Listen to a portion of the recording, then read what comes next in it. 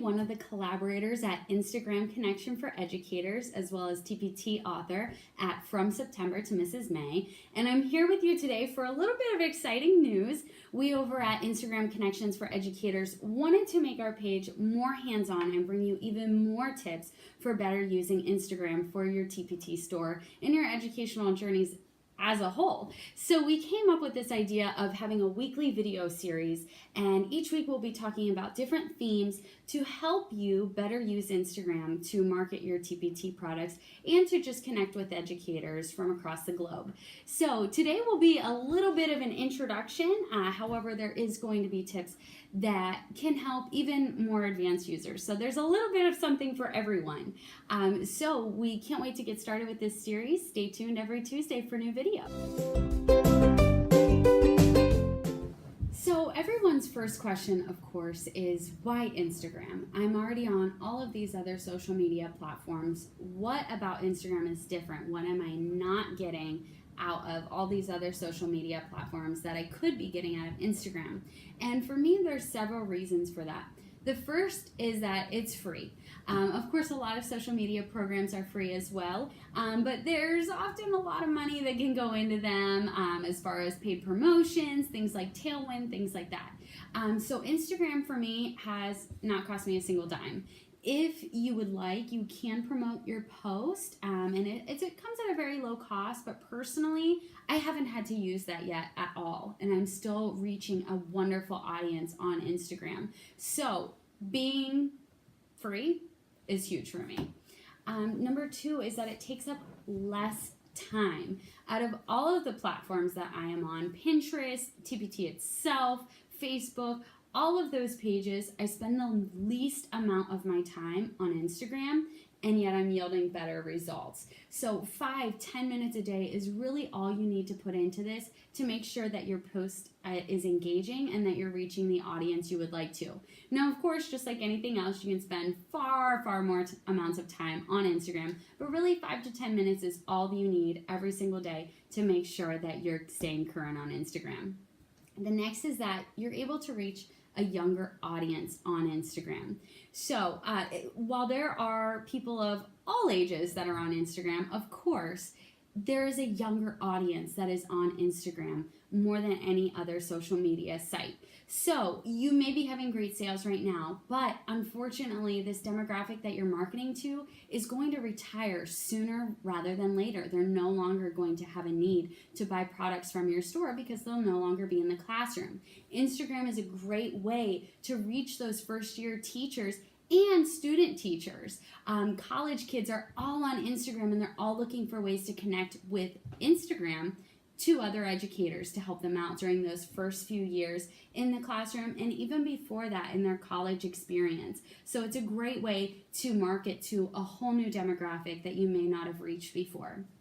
I also love that Instagram is photo driven. For me, that's huge. There's a lot of text-based marketing out there. Things like blog posts and even Facebook can be very text driven, which is great. Don't get me wrong. That's a wonderful way to market as well. However, Instagram is a stress reliever. It takes no amount of focus whatsoever to scroll through Instagram, to bookmark your favorite posts, to interact, to like, to comment.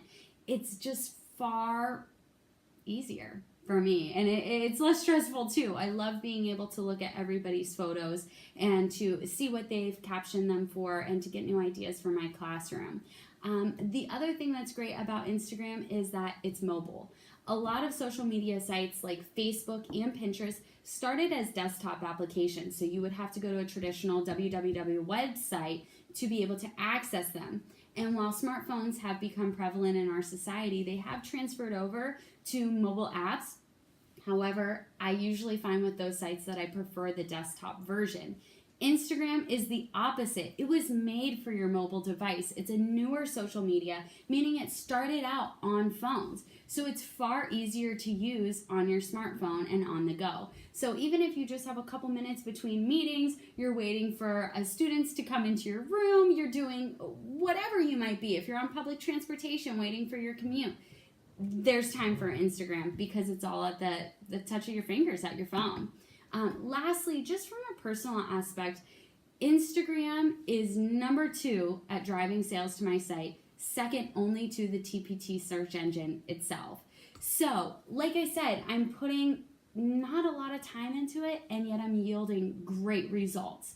So this is why we're bringing this program to you. Instagram Connection for Educators is really here for you to help support you in your Instagram endeavors. So whether you're new to Instagram, whether you are an advanced user, you've been on there for years, this video series is for you. We're going to help you make your posts more engaging so that you can reach a wider audience and boost those sales in your TPT store.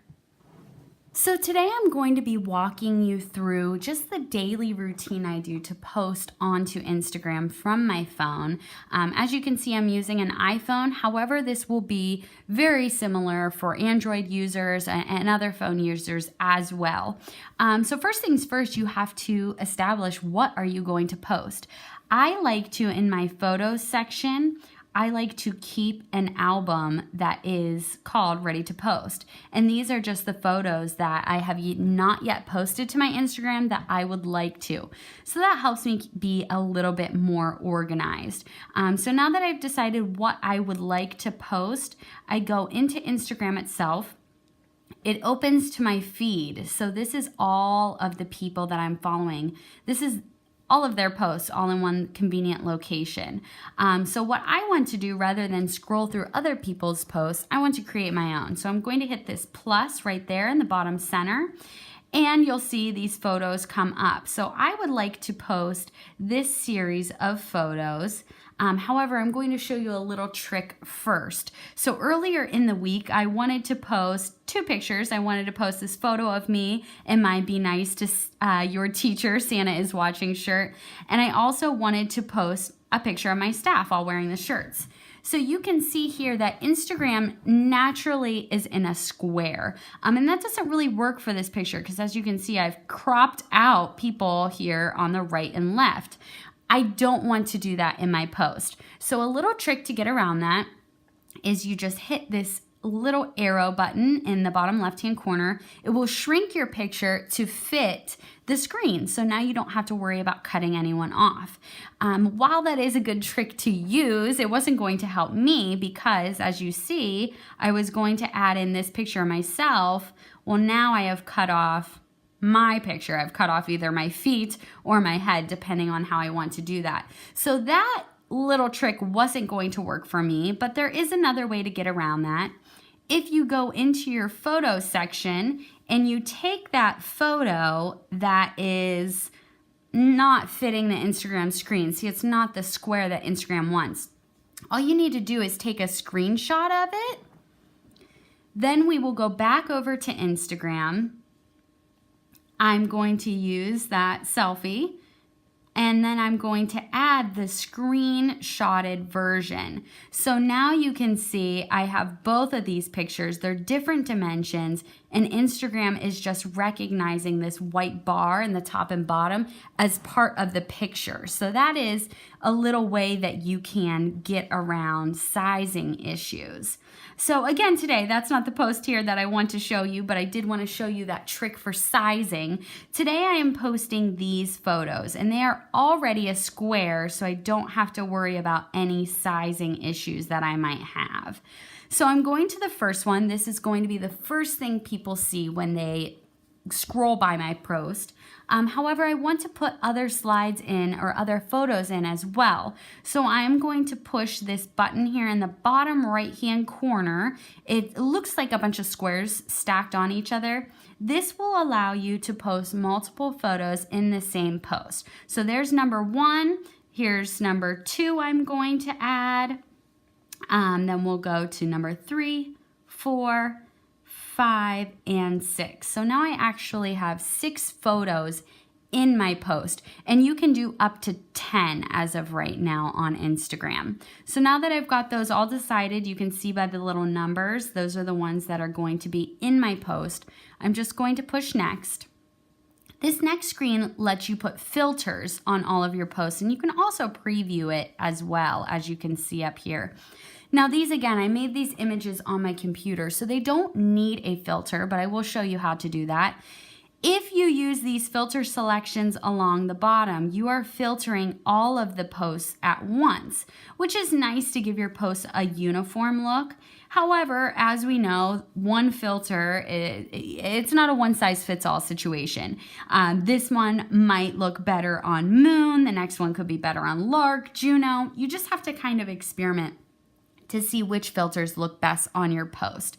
So if I wanted to do those one by one, what I would do is pick out the photo that I'd like to filter, and now I am just switching the filter on this one individual photo rather than doing all of the post photos at once. Another trick that is nice to use too is you can alter the strength of the filter. If I go back to 0, this is just my original post, and I can go all the way up to 100, and it kind of gives you a sliding scale on how bright or how different you would like that filter to be.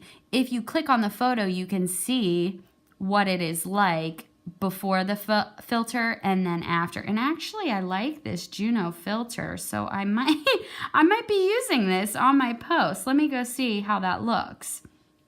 So again, this will do it on all, and I actually like that. I'm going to keep that. I'm going to keep the Juno filter on all of these posts. That way they have a uniform look, and it just kind of brightened it up. You can see here, if we go back, this is normal, and then this is with Juno laid over top, and I like that. So after I've picked my filter, I'm going to click next. And as you can see, this is where you write your caption. Your caption is just the words that are under your picture. Now, if I am doing a very simple caption, I would just type it in here. And you can see that's very easy to do. However, this post is going to have a longer caption, and it's also going to have a lot of spacing. If you have used Instagram in the past, you'll know that Instagram doesn't often like or respect this return key. So to get around that, what I will do is I first compose my caption in my notes section. So this is just in the Notes app of my phone. I use this little Apple one to keep track of everything I am doing here on Instagram. And I've already written my caption for this post. So as you can see, it's very long. It's got emojis, it's got spacing, it's got bullets, it's got a lot of things that Instagram doesn't always like if you type it directly in the app. So what I am going to do, I am going to select that entire caption. Let's do it this way. I'm going to select that entire caption. I'm going to hit copy. I'm going to leave the Notes app, go back into Instagram, and then I'm simply going to tap to paste the caption. And as you can see, now my caption is a lot more organized. It has the spacing, it has the emojis, and it looks a lot better than if I would have just written it right into Instagram. So again, simple post with a simple caption. I do it directly in Instagram. However, if you've got something with spacing and return buttons, especially like this little space that I've used here, do it in Notes first and copy it over. It will save you a lot of aggravation. Next up, it says tag people.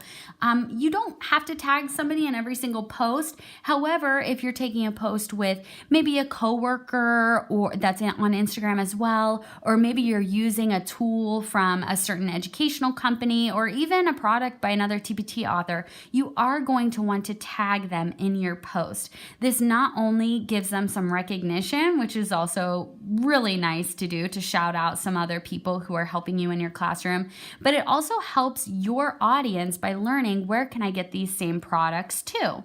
So I am going to be tagging people in this post, not on the first page, but definitely on the second. I got this product from Firsten Kinder Blue Sky, so I want to tag her in that post. I can swipe to my next one. I want to identify where I got my SantaCam from, so I'm going to tag Jessica in the next post. This Party in a Bag, this is one of my own products. It's a freebie in my store. So even though people are already on my page, I do like to just tag myself just in case they're swiping through quickly and they don't realize that, hey, it's me. So I am tagging myself in that one. These brain breaks I just got from YouTube, you can even tag companies like YouTube in your post. So if you ever have something from them, sure, why not? Why not tag it? Same thing with this one. This is from Netflix. So I'm going to tag Netflix as well in this photo. And as you can see, I didn't put these tags right in the middle, just kind of put them down off to the side so that they're there as a resource, but they're not cluttering up the photo. So I've got my 5 people tagged. Next, you can add a location. If your post is maybe somewhere that you're out and about in the community, maybe you went on a field trip with your class, you're going to want to add the location so that everyone can see that geo stamp of where you are. This one, however, we don't really have a specific location, so I'm not going to be tagging a location at all in this post. You don't necessarily need to tag, hey, I'm in my kitchen, I'm in my living room for every post. You just want to do it if it's very relevant to the post. Again, if you're connected on Facebook, Twitter, Tumblr, any of these other social media platforms with your TPT site, you can click that blue arrow and that will sign you over. Oops, and I'm having a little bit of problem there with that, so I'll have to go back and check that later. But again, sliding this onto blue can help you make this post right on over to your Facebook page, your Twitter page, Tumblr, whatever you may have as far as other social media platforms to promote. So that's all there is to it. The last thing I am going to do is click share. And you can see that it is posting. I have to wait until this little blue line, oh, there we go. I'm already posted. So you can go back to your own page by clicking this little picture in the bottom, and you can see there is my post. It's up and running. So as you can see, that spacing stayed true from my note, thankfully, and I'm able to then scroll through my own post. Now, you'll want to make sure that you add hashtags to your posts. Again, I use the Notes app on my phone to keep track of my hashtags. There are certain hashtags that I use every single time that I post something, and so I'm going to just copy and paste those and save myself a little bit of time. And as you can see, these are tags like teacher follow teacher, I teach too, hashtag teach, hashtag teachers. These I use on every single post. So again, I just copied and pasted. I'm going to go back into Instagram and comment on my own post, tap again to paste. Now I've got all of those hashtags already saved onto my phone. And I'm going to add some that are relevant to this post. I'm going to add hashtags December, Christmas, and just a few others that are more relevant to this particular post. So there we are. There's my hashtags. I'm going to click post, and that will put the hashtags all onto my own post there. So if I go back, I can see this again. From here, people will be able to like by pressing the heart or just double tapping. They'll be able to comment by hitting that speech bubble. They'll be able to bookmark it. I love this new feature. You can bookmark it and save it into your own collection if it's something you want to come back to. And you're also able to send this post. So personally, I always send mine to my engagement group. So I'm in 2 different engagement groups, so I'm going to post those, send it along. But you can also, for example, if you see this post and you think it'd be great for somebody that's on your team, you can find them and click them and send it to them as well. So that's a really great tool that you can use to not only have more engagement for your own posts, but when you see other people's posts, you can send them to people that you might find that they might find it helpful. So that is what I do every single time that I post. It truly is that simple. I've just walked you through what I do every single day to make my Instagram posts engaging for the audience that I'm looking to market to. Keep in mind, this is a weekly video series. We'll be coming to you every Tuesday with more tips and tricks to help you maintain your Instagram account and make it a better resource for you for marketing for TPT. Now, if you are an experienced Instagram user, this probably was a lot of review for you. Keep in mind that we'll be getting more and more advanced as the weeks go on. If you ever have any topic that you'd love for us to to cover, please drop it in the comments. We'll be sure to address it. Once again, my name is Jenna May, a collaborator at Instagram Connection for Educators and TPT author of From September to Mrs. May. We'll see you back here next Tuesday with more tips and tricks at Instagram Connections for Educators. Bye.